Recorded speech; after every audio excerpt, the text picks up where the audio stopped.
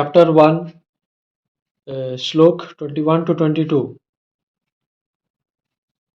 Arjun saying that, O infallible one, please draw my chariot between the two armies so that I may see the present here who desire to fight and with whom I must contend in his great trial of arms. Arjun भगवान कृष्ण से कह रहे हैं कि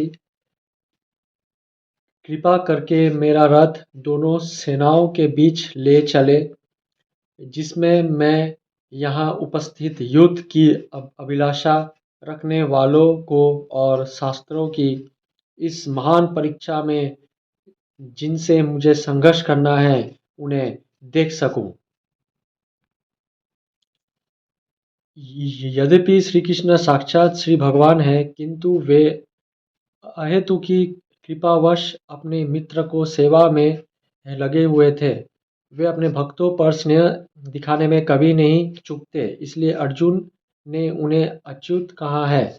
सारथी रूप में उन्हें अर्जुन की आज्ञा का पालन करना था और उन्होंने इसमें कोई संकोच नहीं किया, अतः इन्हें अच्युत कहकर संबोधित किया गया है। यद्यपि उन्होंने अपने भक्त का सारथी पद स्वीकार किया था, किंतु इससे उनकी परम स्थिति अतुच्छिन्न बनी रही। प्रत्येक परिस्थिति में वे इंद्रियों के स्वामी श्री भगवान ऋषिकेश है। भगवान तथा उनके सेवक का संबंध अत्यंत मधुर एवं दिव्य होता है। सेवक स्वामी की सेवा करने के लिए सदैव उद्यत रहता है और भगवान भी भक्त की कुछ न कुछ सेवा करने की कोशिश में रहते हैं। वे इसमें विशेष आनंद का अनुभव करते हैं कि वे स्वयं आज्ञादाता न बने, अपितु उनके शुद्ध भक्त उन्हें आज्ञा दे। चूंकि वे स्वामी हैं, अतः सभी लोग उनके आज्ञापालक हैं और उनके ऊपर उनको आज्ञा देने वाला कोई नहीं है। किंतु जब वे देखते हैं कि उनका युद्ध भक्त आज्ञा दे रहा है, तो उन्हें दिव्य आनंद मिलता है, यद्यपि वे समस्त परिस्थितियों में अच्युत रहने वाले हैं।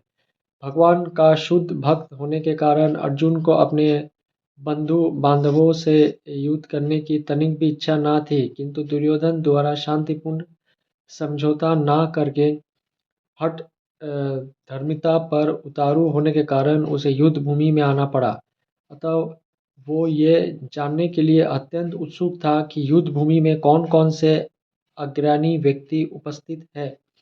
यद्यपि युद्ध भूमि में शांति प्रयासों का कोई प्रश्न नहीं उठता, तो भी वह उन्हें फिर से देखना चाह रहा था और ये देखना चाह रहा था कि वे इस अवच्छिद युद्ध किस हद तक तुले हुए हैं।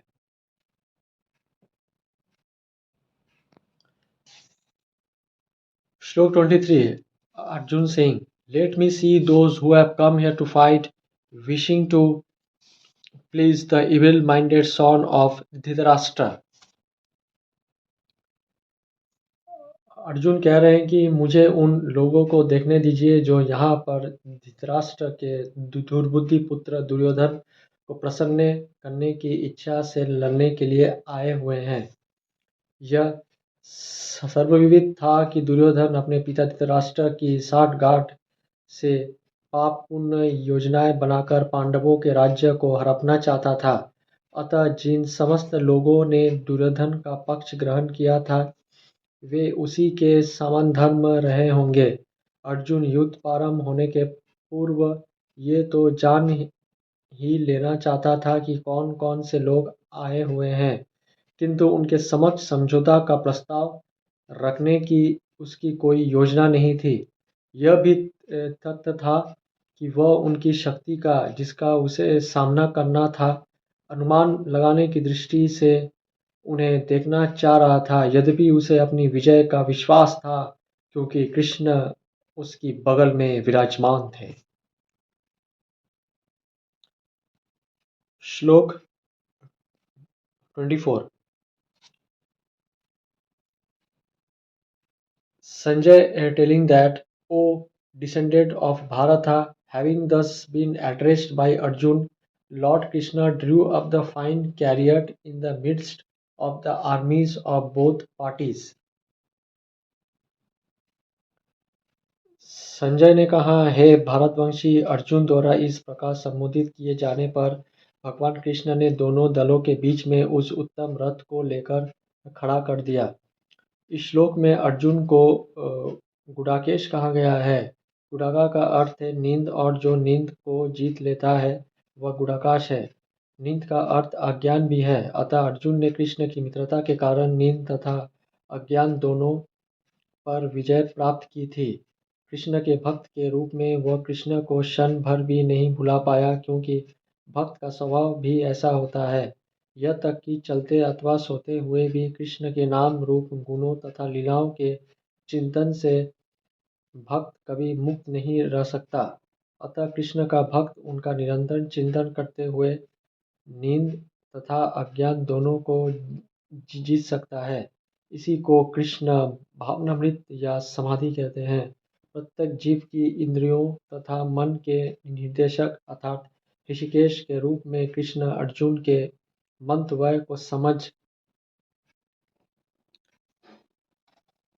समझ गए कि वो क्यों सेनाओं के मध्य में रथ को खड़ा करवाना चाहता है। अतः उन्होंने वैसा ही किया और फिर वे इस प्रकार बोले। श्लोक 25।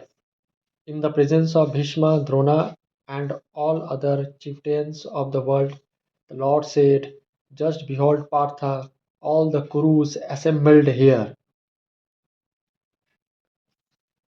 भीष्म, द्रोण तथा विश्व भर के अन्य समस्त राजाओं के सामने भगवान ने कहा कि हे पार्थ, यहाँ पर एकत्र सारे कुरुओं को देखो। समस्त जीवों के परमात्मा स्वरूप भगवान कृष्ण यह जानते थे कि अर्जुन के मन में क्या बीत रहा है। इस प्रसंग में ऋषिकेश शब्द का प्रयोग सूचित करता है कि वे सब कुछ जानते थे। इसी प्रकार पार्थ शब्द अर्थात पृथा या कुंतीपुत्र भी अर्जुन के लिए प्रत्युक्त होने के कारण महत्वपूर्ण है। मित्र के रूप में वे अर्जुन को बता देना चाहते थे कि चूंकि अर्जुन उनके पिता वासुदेव की बहन पृथा का पुत्र था, इसलिए उन्होंने अर्जुन का सारथी बनना स्वीकार किया था। किंतु जब उन्होंने अर्जुन से कुरुओं को देखो कहा तो इससे उनका क्या अभिप्राय था? क्या अर्जुन वहीं पर रुककर युद्ध करना नहीं चाहता था? कृष्ण को अपनी बुआ पृथा के पुत्र से कभी भी ऐसी आशा नहीं थी। इस प्रकार से कृष्ण ने अपने मित्र की मन स्थिति की पूर्व सूचना हरिहर्षवश दी है।